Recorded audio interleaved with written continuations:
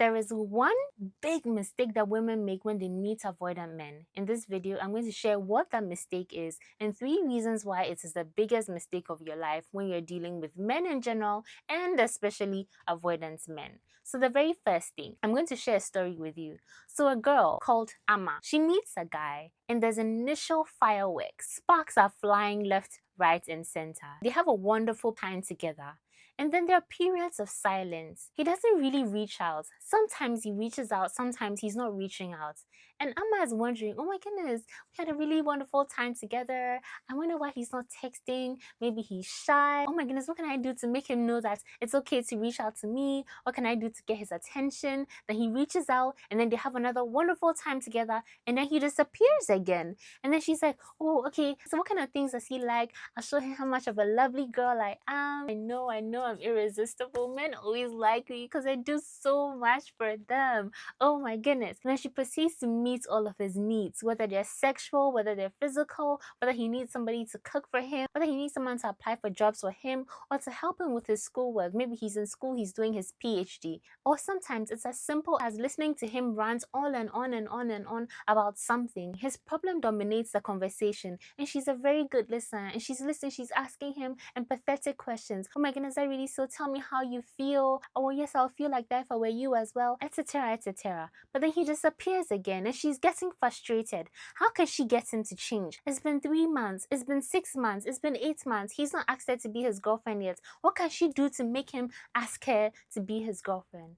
I'm here to let you know that the big mistake that Amma is making, the big mistake that we make when we meet avoidant men is operating in our masculine energy.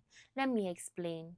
Everybody has both energies, masculine and feminine energy. And masculine energy enables us to accomplish things in this world, enables us to go get things. It's the go-getter energy, the aggressive energy, the leading energy, the initiating energy. Whereas feminine energy is the passive energy, resting energy, patience, lets things happen to it rather than actively chasing things to happen. Okay, so she meets a man, she meets an avoidant man, and he's holding back, and he's not being intentional with her, and he's not pursuing her like she would like him to do. And instead of her deprioritizing the man and moving on with her life, she decides to do things to get his attention and to win him over.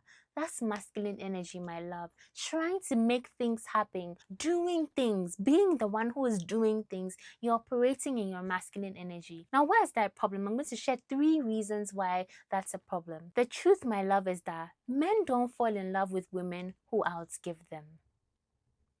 Yes, I had to learn that the hard way. Men don't fall in love with women who outgive them.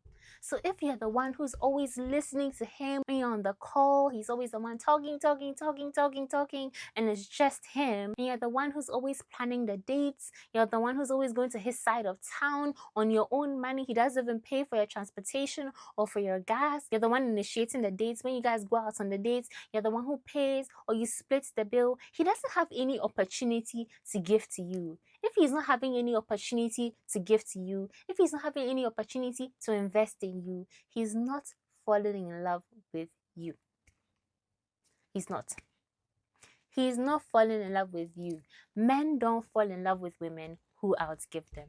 The second thing, how you begin is how you're going to end. If you're the one who always has to initiate things, if you're the one who always has to plan things, if you're the one who always has to pay for things for both of you or for yourself, he never pays for you. If this whole relationship happening is hinged on you, you're the one who's going to keep on having to do everything throughout the course of you guys being together. You're the one who's going to have to initiate you guys being together. Yes, you're going to have to propose to him. And even if you manage to force him and to convince him to ask you to be his girlfriend or to marry him or whatsoever be the case, you would have to keep on pressurizing him to spend time with you, to do this with you, to do that with you, etc, etc. You will never be that adored and that cherished woman who her man just gets up and is like, oh, what can I do to make my woman happy today? Oh my goodness, I'm going to take her out for a lovely date at this beautiful place. Oh my goodness, I'm going to get her this gift. Oh my goodness, I see this problem with her car. I'm going to fix it for her.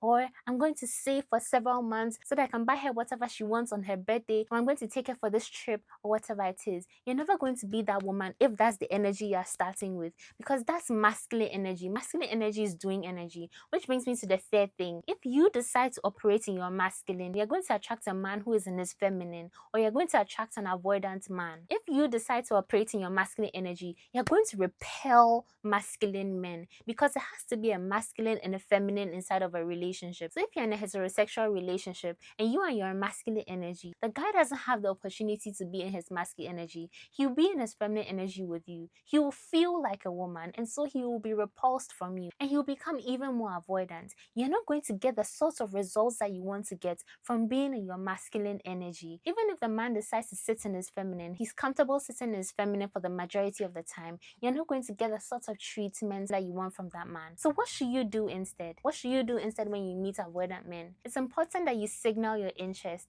If you're on a dating app, you can like his profile. If it's on Instagram, you can like his story. You can send an emoji. You can like his post. You can smile at him if you're face to face in person, right? Smile at him and look away, and smile at him and look away, and stuff like that, just so that he knows that the girl is actually into me, you know? But leave everything to him to do. And if he's stalling, just take it as he doesn't have that much interest in you, and go be with a man who has interest in you enough to want to pursue you, to want to make you happy, to want to impress you. He being distant is not a clue for you to come closer. It's not a clue for you to try harder. It's not a clue for you to prove yourself. Now you might be wondering, what happens when you stop chasing an avoidance? You can watch this video to find out. Thank you so much for watching, love. You're worthy and you're dearly loved. Mwah.